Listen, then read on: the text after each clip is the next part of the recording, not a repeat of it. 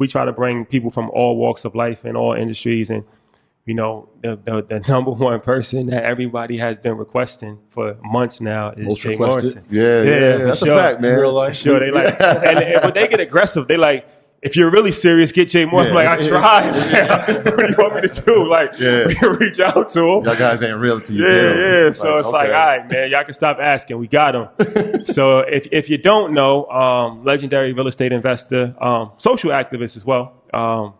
Thank you for all of the work that you do on that end, for your advocacy. Yeah. But yeah, just really dynamic guy. He's wrote books. He's done lectures. He's a real estate developer. He's actually the CEO of the Tulsa Real Estate Fund, which is the first Black real estate equity crowdfunding fund. Is that correct? Yeah, in history.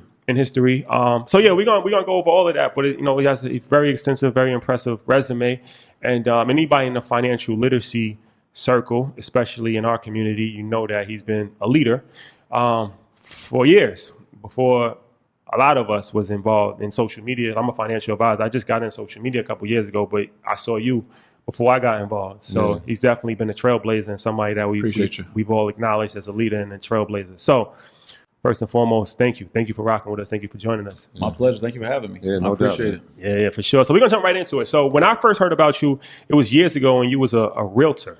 Yeah. Right. And I guess like a celebrity realtor because I saw you on TV. So, all right. We all know your story about, you was in the streets and you got incarcerated. What made you get into being a realtor, first and foremost? And from there, how did you transition to actually being an investor?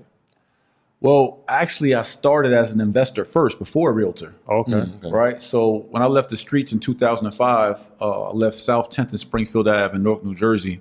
After a 10-year dope boy career. When I left the streets, one of the first things I did is I acquired a single family home from a tax lien and foreclosure situation my mom had. I helped her out of that situation, and I'd built my credit over the years because I learned about building credit and mortgages while I was on parole at 22 years old in Plainfield, New Jersey. And so by the time I was 25 years old and I was ready to retire the dope game and do something different and productive with my life, and stop and beat the trap. So I'd already purchased a home under my name from my mom because my credit was better than hers. She was facing a foreclosure. And then I went and got my own duplex, my own 2-family with 4 acres of land, 100% financing at that time. And so as I purchased that property and I saw the commissions that the realtor made $13,000. He showed me the property twice. Mm-hmm. I'm like, bro, that 13 racks could be mine. I could have did what he did. You know what I'm saying? And I knew at that time I planned on buying more properties. So I'm like, if I'm going to be on this path as an investor and landlord buying more properties, then I need to be in a position to get that other check too. And so I went and got my real estate license at that time. And then as I was going to buy more properties, I also got my mortgage license at that time. So I was a loan officer, I was a realtor, and I was an investor, landlord, and developer breaking into the game. That's where I started the brand Mr. Real Estate back then in like 2005, 2006. And so you went from one medium to the next, right? And what triggered you to say, like, this is the way I'm going to go? Like, I'm going into real estate. I mean, for me, it was a couple things. One, when I was in the streets, I started selling drugs at 15 years old. My whole family sold drugs. My grandfather sold dope, my uncle sold dope, my mom sold dope. Like that was just our family trade. And that was a norm for me. And when I was hustling through my teens and I got locked up at 18 years old in New York on Riverside Drive in Harlem, facing 3 years of life in prison for a quarter kilo of coke and a loaded handgun. Did a 1 to 3 in New York, went upstate, cutting down trees for 13 cents a day. Came home on work release in Harlem, a Lincoln work release by Central Park. Went right back to the game like a month later. Like I said, I'm giving myself 2 months off, so I'm coming home, give myself 2 months of freedom, and then I'm going right. Listen, I came home November 3rd of 1999. I got back trapping January 19th of 2000. I remember the date. Wow. And got right back at it and tore it up. But then I caught another charge less than a year later, a drug trafficking charge in Maryland and a secret indictment in New Jersey. End up beating part of that charge because the cops illegally searched my vehicle. Still did prison time about 18 months between Maryland and New Jersey. Came home from that on intense supervision parole where I had to have this men's group meeting where I learned about mortgages. Okay. Still, after I learned about that, I went back to trapping for a few more years. Old habits die hard. Old habits die hard. Get rich or die trying. And so through all that, my family would be like, hey, Jay, my daughter was born while I was in prison. My daughter's 20 years old now. She goes to one of the top 20 colleges in the country. She's first black woman president of her sorority. Like, she's phenomenal. But she was born while I was in prison. And my first time seeing her was on the visiting room floor. Wow. My daughter slept with me in trap houses, like bagging up, and now she's, on to where she's at. But her mother used to say, why can't you stop selling drugs? And literally my family would cry to try to get me to stop. And I said, well, when y'all show me something where I can make the money I'm making now, right, live the lifestyle that I want to live and feed my family, if y'all show me that hustle, I'm in. Until then, shut the fuck up, right? And so, period. Don't tell me to stop doing something. You're not giving me another way or another route to do something else. Show me an out. I'm not getting a job. Like, that's out. Like, it's not even happening. That's so, a fact. you know what I mean? So anyway, real estate, as I saw the checks that were being made. So when I closed that first two-family, I saw the owner of that. He owned it for maybe like 7 or 8 or 9 years, but he made 100 racks. I'm like, wait, he just owned this shit for a few years, got some rental income, and cashed out 100 on me?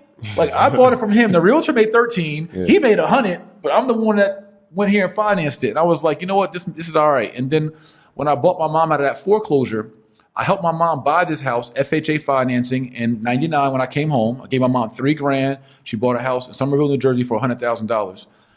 3 years later, that house would have been valued $100,000.